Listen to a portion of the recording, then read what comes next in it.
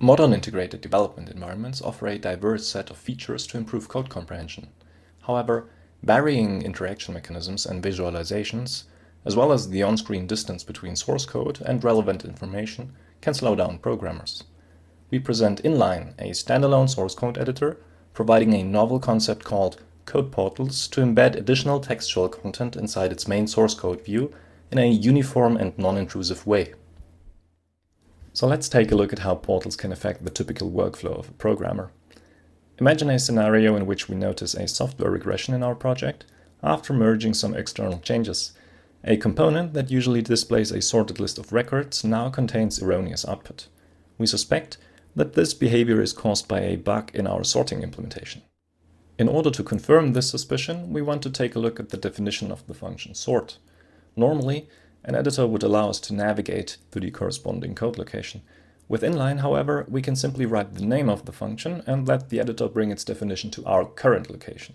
Here, Inline created a portal to the corresponding definition somewhere else in this file.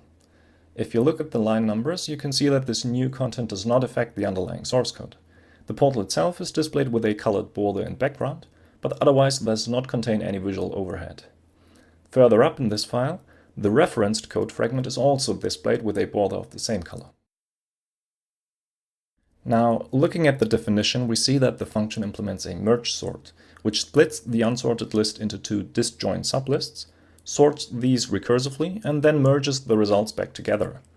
To get a feeling for the data that is moved across this function, we can quickly inspect some inferred types, which are also displayed using nested portals. Unlike tooltips, however, this information will stay visible for as long as we need it to and can be closed in arbitrary order.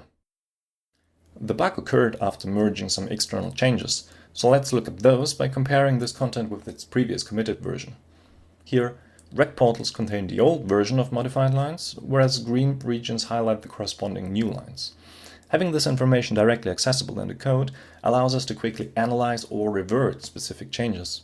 In this case, we see that someone replaced a call to the function odds with a combination of evens and tail, which probably caused the bug. Here, tail is a function that returns its argument list without the first element, and evens returns a sublist of all even indices. Now that we have a concrete suspicion, let's create a test case to reproduce the bug. We extend our initial test case with an argument and activate a live evaluation.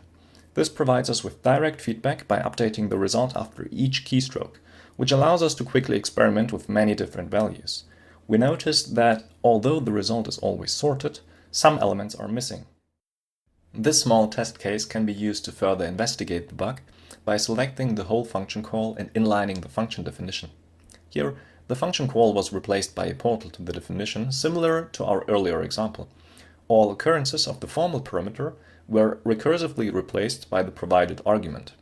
Note that the underlying test case has not been modified and is merely overlaid by the portal.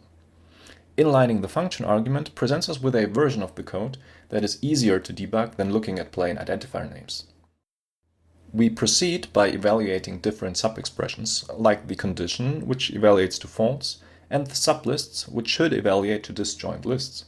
However, they don't. And indeed, combined with the information that the old version contained a call to a function called odds, this gives us the final clue. The calls to even and tail are in the wrong order. Now, to fix this, we don't have to navigate to a different file location. Code portals are fully writable, and changes within a portal are immediately propagated through the original code. We can therefore fix the bug in place and reevaluate to confirm the results. Our initial live evaluation was also updated. Finally, we clean up by closing the inline portal. The remaining expression, together with the evaluated result, constitutes a valid test case, so we simply merge this content into the surrounding code. To summarize, we used a combination of different code comprehension features to track down and fix a bug, while also creating a new test case. We did all this within a few lines of code and without having to navigate to distant code locations. In fact, we didn't even once need to use the scroll bar, and if we wanted to, we could have easily performed all these steps without using a mouse. Inline makes all this possible by providing a uniform and fully composable way to access various editor features from right within the main source code view. For more details and access to the editor, please check our project homepage. Thank you for watching.